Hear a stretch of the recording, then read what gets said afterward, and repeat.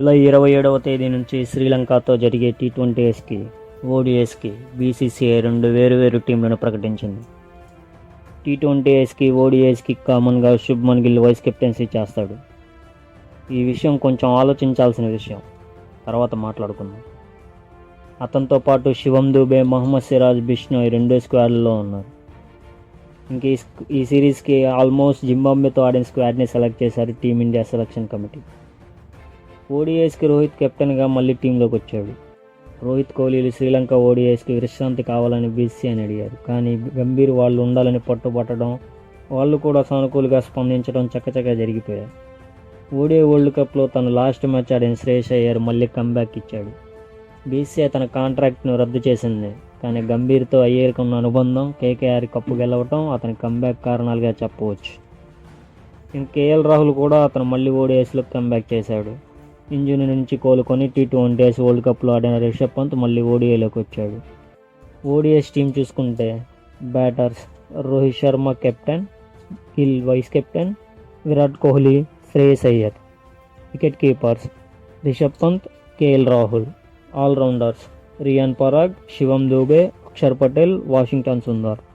Bowlers Kuldeep Yadav, Harshdeep Singh, Khaleel Ahmed, Mohammed Siraj, Harshit Rana. Bumrah rest ఇవ్వడంతో Harshit Rana ODI టీంలోకి select అయ్యాడు. ఇంకా టీ20 స్క్వాడ్ విషయానికి వస్తే జింబాబ్వేతో జరిగిన సిరీస్కి సెలెక్ట్ చేసిన టీంని సెలెక్ట్ చేశారు టీమిండియా సెలక్షన్ కమిటీ. అలాగే అందరూ అనుకున్నట్లుగానే సూర్యకుమార్ యాదవ్ కెప్టెన్గా ప్రమోషన్ పొందాడు. హార్దిక్ విషయంలో వాళ్ళ ఫ్యాన్స్కి కొంత నిరాశ కలిగిన బీసీసీఐ ప్లాన్లు వేరు కదా. ఈ స్క్వాడ్ చూశాక చాలా ప్రశ్నలే వచ్చాయి.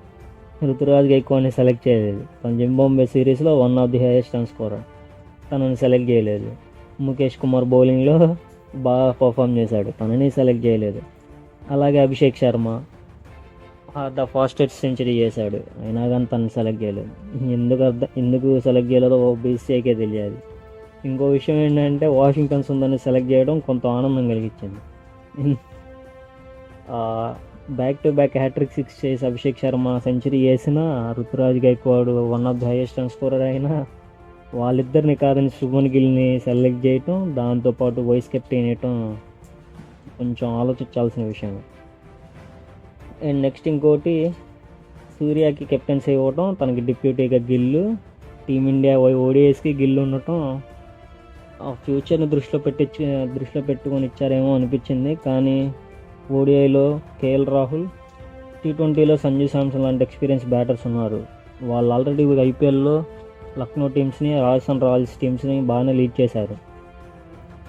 శ్రేయస్ విషయంలో కొంచెం వెనకబడ్డున్నా కానీ సంజు ఇంకా కేఎల్ వాళ్ళ ఎక్స్పీరియన్స్ కానీ వాళ్ళ టీం మోటివేషన్ కానీ బాగానే ఉండదు. వాళ్ళని కాదని డిప్యూటీగా గిల్లుకి ఇవ్వటం కొంచెం ఆలోచించాల్సిన విషయమే.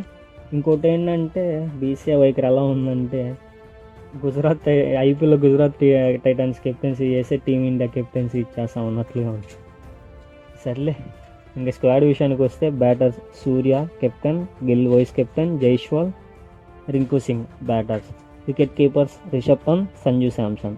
All-rounders Riyan Parag, Hardik Pandya, Shivam Dube, Axar Patel, Washington Sundar. Bowlers Ravi Bishnoi, Harshdeep Singh, Khaleel Ahmed, Mohammed Siraj. Gambhir హయాంలో కుర్రాళ్ళు, సీనియర్లు సవాళ్లను అధిగమించి విజయం సాధించాలని కోరుకుంటూ all the best team India and Gambhir.